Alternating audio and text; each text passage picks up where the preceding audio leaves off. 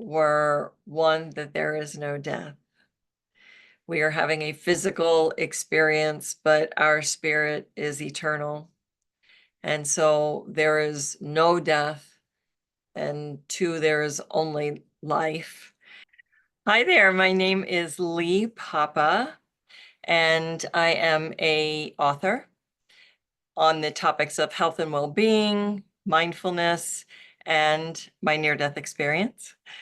I am a trainer and a speaker and a coach relating to, again, health and well-being, helping people understand awareness and their selves better, their higher self, and connect better to their higher selves and understand the contrast in their lives.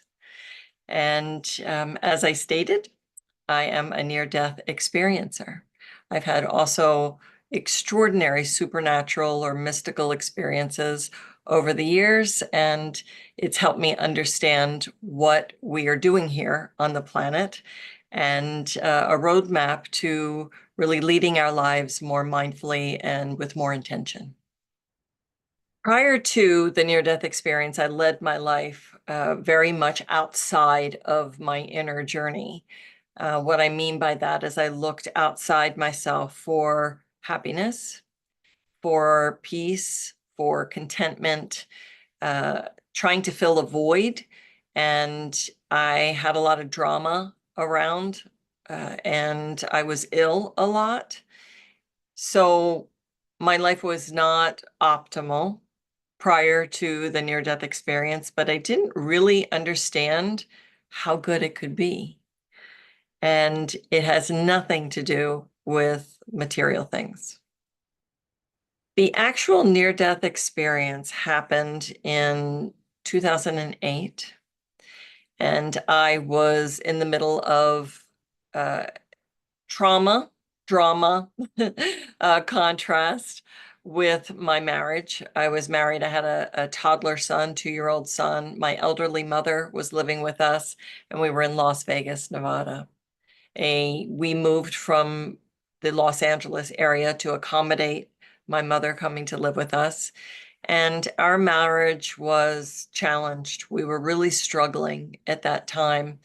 And my former husband and I got to a point where we really weren't liking each other very much. And we were going through the motions of just day-to-day life. We had the joy of our young son and our only child. And so we were very, very happy and bonded through this beautiful child. But I was ill, and an upper respiratory infection is what I thought it was. And my husband had been in a major car accident when we first moved to Las Vegas in 2004, and it changed the trajectory of our lives. He was in chronic pain. This once lively, funny, easygoing individual was riddled with pain and anxiety and stress, and pain changes someone. And so this added this new level of challenge to our relationship. And so he was seeking some solace, some way to ease this internal suffering. So he went to a 10-day noble silence meditation. It's called Vipassana. And in the United States, they're all over the world, but the one that he went to was in Colorado. So he drove from Las Vegas, Nevada to Colorado to go about 10, 11 hours to go to this retreat. And this noble silence was no phones, no communication, complete silence. So he knew he was going to go in and leave his phone and no communication with me. But I was ill, so he was very concerned that he was leaving us with me being so sick. And at that point, I was really leaning more towards holistic healing and didn't want to go the route of getting antibiotics. So I decided I would do that. I would go see an internal medicine doctor. I would get antibiotics so that he felt comfortable. And we did that. So as soon as I was coming out of the doctor's office, he was going into the 10-day noble silence. Well, what happened at that point was that I didn't get better. I was taking the antibiotics, but I actually was getting worse. And in a very short period of time, within days, I wasn't eating, I wasn't drinking, and I was getting scared because I wasn't sure where my son was, this very young toddler. I was barely taking care of his basic needs. And my mother was elderly, and although she was a big help, um, it was funny that she was nowhere to be found. It's like the universe, I call it the universal chess game, right? When you are meant to have an experience, things just shift and change to accommodate that experience. And I truly believe that my husband going out of state and being in this retreat and my mother kind of sequestering herself into her room gave me the opportunity to have this extraordinary experience. So I was lying in bed, and it was in September, late summer day, and I started to feel my spirit lift outside my body. Now, I will tell you that I've had that experience not long prior. I describe it in the book about how I had a Reiki session where it was the first time that I felt my spirit starting to lift outside my body. And the reason why that's important is because it didn't scare me. And I realized something was happening, and I reached for my phone, and I was able to get my phone and call my girlfriend to come get my son, so that I knew I was leaving. And I had the wherewithal to know that my mother wouldn't know what to do, didn't know where my husband was. My toddler son was all by himself then. So I had my girlfriend come pick up my son. And then once he was taken care of, I let go, and my spirit went to the light. And I was no longer in a body. I didn't have a body. I was a sphere of light, and it felt like taking off a tight shoe. It was the most extraordinary, freeing, limitless experience that I had ever had. And I was blissfully joyful. And it was like, I describe it as getting off of a roller coaster. If you are a roller coaster person and you like that kind of thing, it's like, oh, you waited to go to this theme park and you really wanted to go on this ride, this really crazy ride, and you stood in line, and then you got on the ride, and there were all these twists and turns and dips, and you were dropping your stomach and you were throwing your hands up in the air, and it was just this incredible ride. But while that, you were coming around the track and coming back to the platform, you realize that that was a wild ride, but you don't want to do it again. And that's kind of how I felt. It was, well, wow, that experience was crazy, but I don't want to do it again. I'm ready to go home. I'm air quoting home as the other side, heaven, whatever you want to call that. And I was encased in light. So it was like the brightest and whitest of lights, lightning strike white, almost like it was in a cloud. And off in the distance, which is interesting because I could perceive depth perception, yet I had no eyes. I was a sphere. But off in the distance, there were two light beings that were coming towards me. And these light beings were in human form, but they glowed light. And so there was no, I couldn't distinguish any features, but I could tell that the one on the left was more masculine. It was a little bigger, a little fuller, and the one on the right was more feminine, a little smaller. And they communicated with me telepathically and said that that basically this is a time to make a decision, that I had free will whether to continue on and go to the afterlife or to return back to this life experience, and that they really wanted me to understand fully the ramifications of leaving on the impact on my son.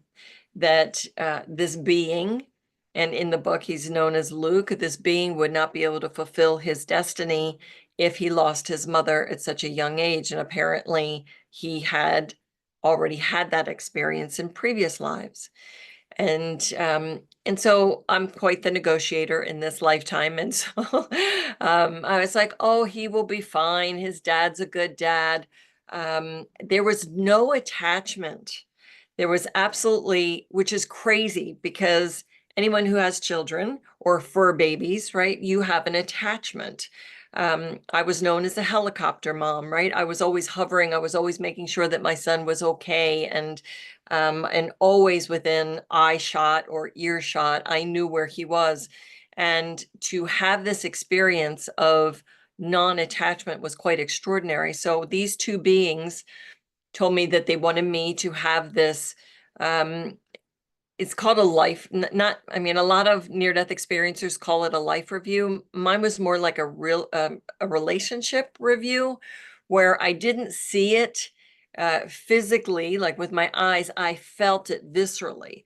So these relationships individually would wash over me, and I would feel this extraordinary love and appreciation for the wisdom and knowledge that I experienced with that individual soul. Only love, only wisdom, only appreciation. No woulda, coulda, shoulda, not, oh, I shouldn't have done that, or he or she's going to do that, or whatever. It was none of that. Just deep love and appreciation of the experience known for the communication with that person. So then that would wash away, and then the next person would come, and I would have the visceral experience, and then the next person would come. And my husband, again, which we were not in a great place, only love, only wisdom and knowledge of the experience. I was so, so grateful. No thought or anything about the contrast that was that relationship. And then they left my son for last, which I felt that these two light beings were chosen for a job to do, which was to convince me to come back. They left my son, and they allowed that visceral feeling, and oh, softer, purer, yummy. I like to use the word yummy. It was just beautiful and sweet. And oh, the experience of having this child, birthing this child, even for just those 2 years, I was so grateful for having the experience. But then after that experience washed away, I was like, okay, let's go. Let's go, keep going. Go to the light train home. And these light beings said, well, yes, you do have free will, and you can continue to choose. But there's just one more thing, that because this child, this soul, will not be able to fulfill his destiny, we want you to really feel the visceral feeling of how he will feel at the loss of his mother. And with that, I felt the most excruciating emotional pain imaginable. I describe it as shards of glass ripping through your soul. It was probably 6 months to a year before I could even tell this part of the story without literally sobbing, because it was just so close. And immediately I was like, you don't want your, a stranger, an enemy, to feel this type of pain, much less your own child. So that was not going to happen. And so I felt this kind of recognition from these light beings that they did their job well. And I agreed to return back. And there was some other communication about doing the work of the light, being this child's mother, keeping him safe until he didn't need me anymore. And then some other negotiation in there. And with that, once that happened, I was back in my body. I was in bed. I opened my eyes. I sat up in bed like I had not been sick, maybe, 97% better. And I had no idea what had happened. I was calling it a fantasy of death. I was kind of in this space of like being in a stupor. It was, I couldn't move because I was just in awe of the circumstances of the situation, and everything in the room, everything that I saw had such life to it. It was vibrant, and and felt alive and beautiful, and even inanimate objects. Like I was staring at the door and the hinges and the doorknob with such appreciation. It was, everything was beautiful. And I was like, what is going on? This is so weird. I felt this residue that had been kind of left on me. And so I reached out to my sister who was studying metaphysics and meditation and healing, and ask her insight. And I ended up, um, I don't know if you want me to go into those details, but and then I reached out to someone else who was a spiritual teacher, and got the confirmation that it was a near-death experience. I don't know how long I was there. It's a great question, but there is no time, and there is. We're on this planet that has linear time as a construct, but there isn't that on the other side. So there really wasn't a way for me to judge that. It could have been minutes, it could have been an hour. I don't know. And I don't believe that I was actually fully in heaven.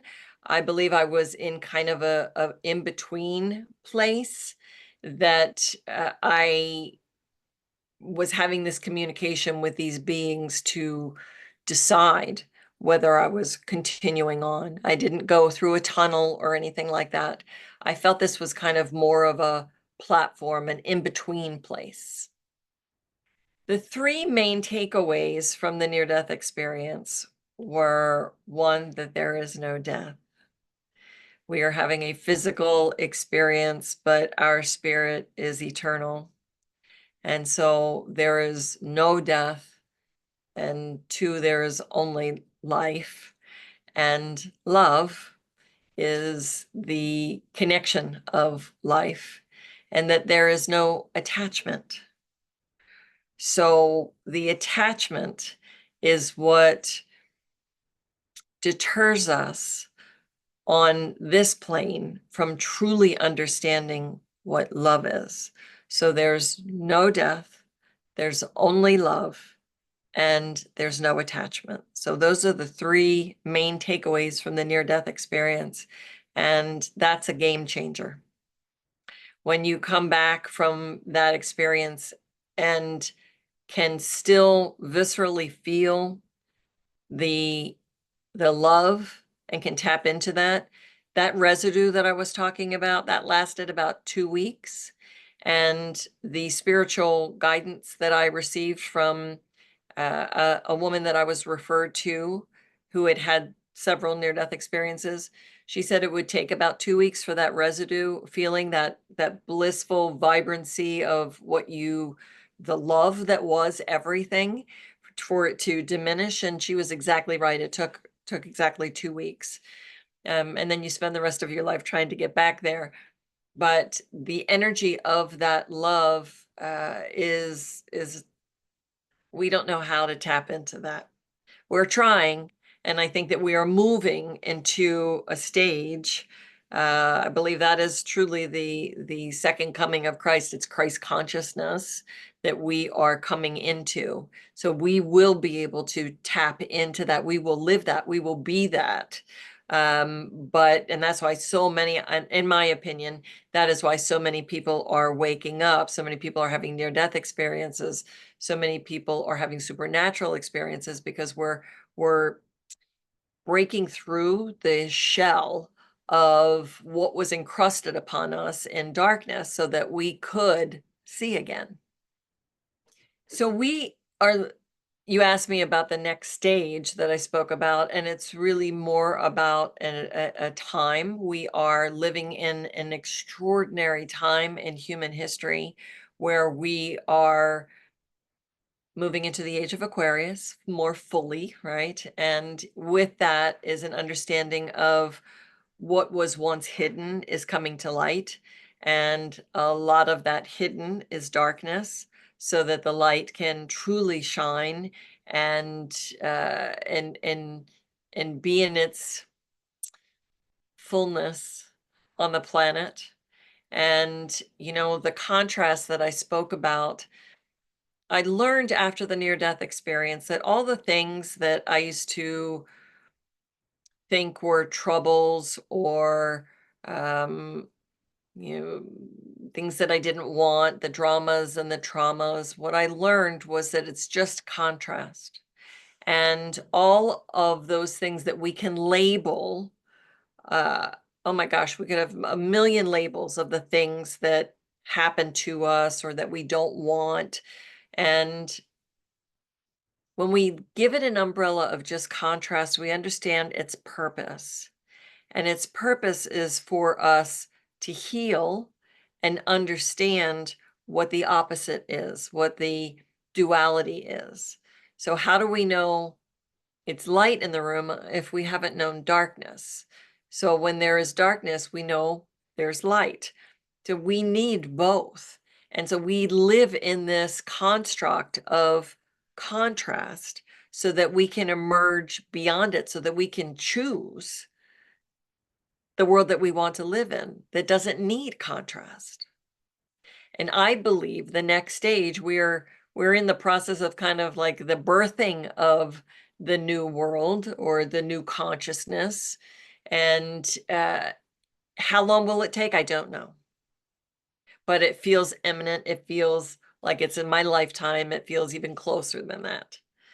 And when this starts really pushing through, it to use another analogy, it's darker before the dawn, right? So we're pushing through the birth canal of this new experience, this new stage. And so it's going to feel very dark and chaotic. We see what's going on in the world right now. It feels very dark and chaotic. Mother Nature is erupting all over the place. There is, you can't pick up a news station, even alternative news station, without seeing a lot of darkness. But it's because it's coming to light. So the more darkness that we see that is coming to light, then we know we're getting close.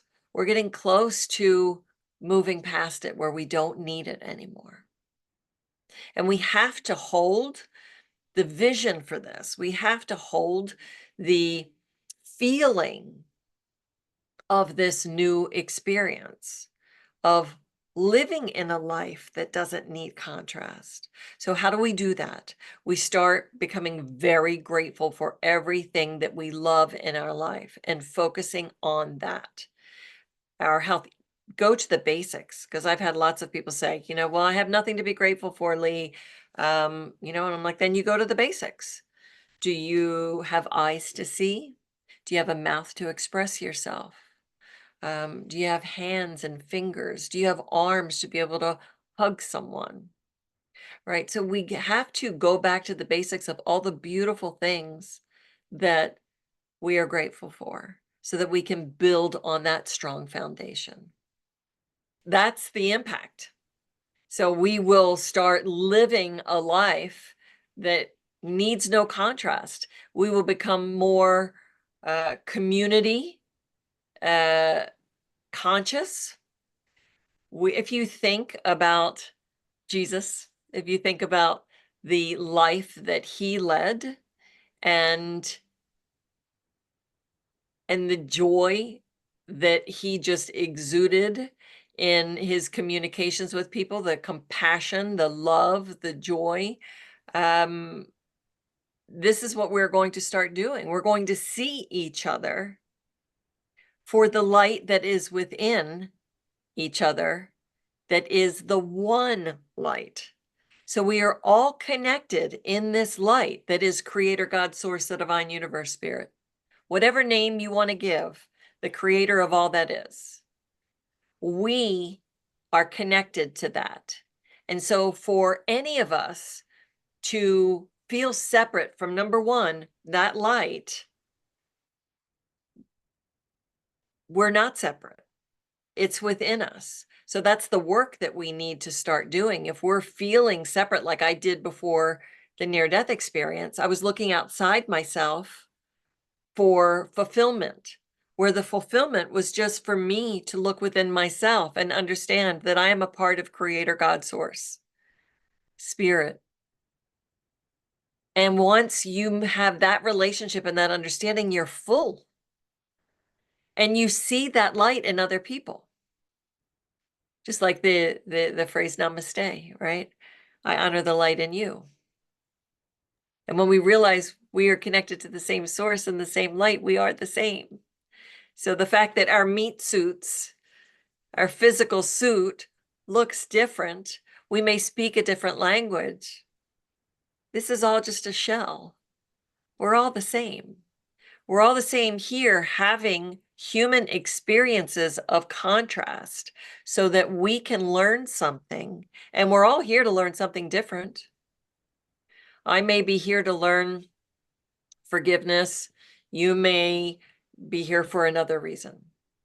I feel like I'm speaking it every day because my son is a young adult now, and I speak to his friends and his coworkers a lot about speaking life into what they want to create,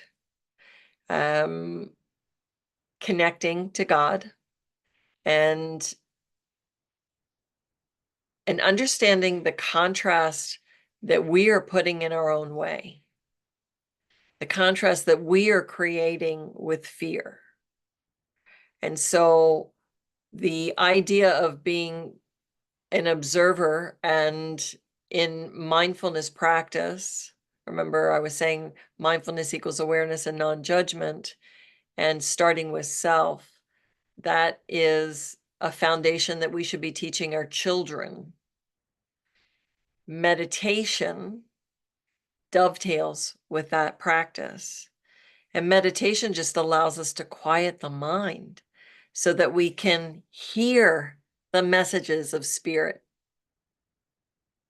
Because if we have all of this static from all the if we have all this static from all the thoughts, all the scrolling, all the visualizations of things that take our attention away from ourselves and our connection to God, the meditation will help you get there. So we've been programmed and trained with all of these electronics, with all the social media, to not be present and not go within. And that is probably the most important thing I can say to any young person, is learn to meditate. And meditate doesn't mean you have to sit on the floor, crisscross applesauce, and do mudras with your fingers. You can sit in a chair, just like the chair that I'm sitting in right now. You can do guided meditations. I have a ton of guided meditations on Insight Timer. You can get them on my website. They're guided meditations, which are a great place to start. And the three main reasons why people say that they can't meditate or why they won't is they think they don't have enough time. And what I say is, do you have 5 minutes? If you don't have 5 minutes for your self-care and self-love, then we have a deeper conversation. But yes, everybody has 5 minutes. It's not about the amount of time, especially in the beginning. It's about your consistency. My most played meditation is 6.5 minutes long, something like that. It's called Waterfall Chakra Wash, and it's on Insight Timer. You can search it. I can give you the link, Lily, so you can add it. So you have enough time. Can't shut off the monkey mind. Too much chatter, right? So I can't do meditation, too much chatter. Stop trying to shut off the monkey mind. It's a byproduct of just showing up for yourself every day and doing the guided meditation, and soon it will be a quiet meditation in time. But the more that you resist the monkey mind, the mind chatter, the more it will constantly chatter. So just allow it. Allow it to move on by like a slideshow. A thought comes in, you're like, oh, it's just a thought, nothing more. Allow it to go, come back to the now. And I guide you through that with all my meditations. The third one is people say, I don't think I'm doing it right. I don't know what I'm doing. Like, great. All you have to do is show up for yourself, do the guided meditations. There are all kinds of meditations. If you find something that you don't like, don't blame meditation. Go to something that does resonate with you. And the byproduct of that practice is so profound. It releases all the static, all the prickliness, so that you can get quiet and get connected so that you can hear the guidance that you are meant to have.